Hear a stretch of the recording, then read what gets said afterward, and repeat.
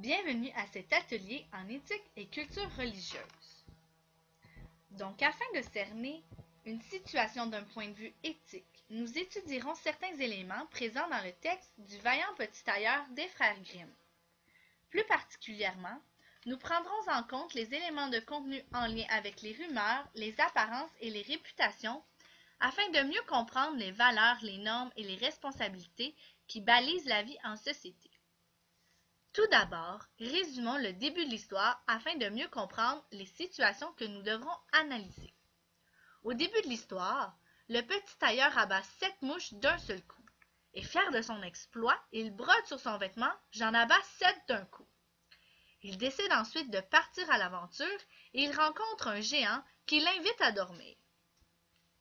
Donc, en te basant sur les extraits suivants et en réfléchissant plus précisément aux rumeurs, aux apparences et aux réputations, donne des arguments afin d'exprimer ton opinion sur le fait de profiter d'une réputation dans le but de connaître une amélioration de sa condition sociale.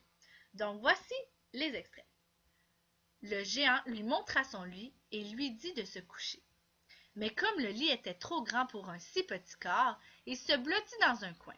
À minuit, le géant, croyant qu'il dormait d'un profond sommeil, saisit une grosse barre de fer et en donnant un grand coup au beau milieu du lit.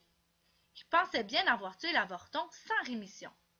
Au petit jour, les géants se levèrent et allèrent dans le bois. Ils avaient oublié le tailleur. Quand ils le virent sortir de la caverne d'un air joyeux et passablement effronté, ils furent pris de peur et craignant qu'il ne les tuât tous, ils s'enfuirent au plus vite. Le petit tailleur continua son voyage. Après avoir longtemps erré, il arriva dans le jardin d'un palais. Et comme il se sentait un peu fatigué, il se coucha sur le gazon et s'endormit. Les gens qui passaient par là se mirent à le considérer de tous côtés et lurent sur sa ceinture. 7 d'un coup. Ah, se dirent-ils, qu'est-ce que ce foudre de guerre vient faire ici au milieu de la paix? Il faut que ce soit quelque puissant seigneur.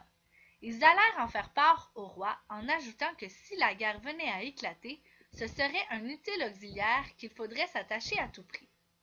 Le roi goûta ce conseil et envoya un de ses courtisans au petit homme pour lui offrir du service aussitôt qu'il serait éveillé. L'envoyé resta en sentinelle près du dormeur, et quand celui-ci eut commencé à ouvrir les yeux et à se tirer les membres, il lui fit ses propositions.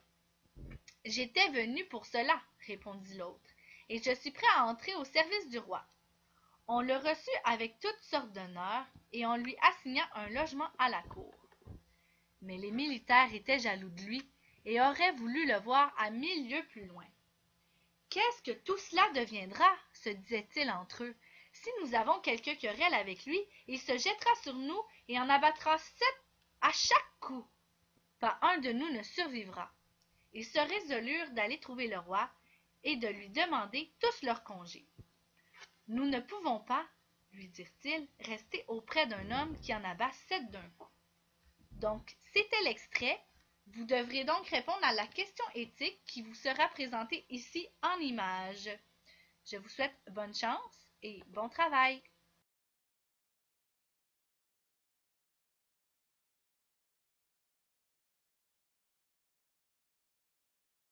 Created using Powtoon.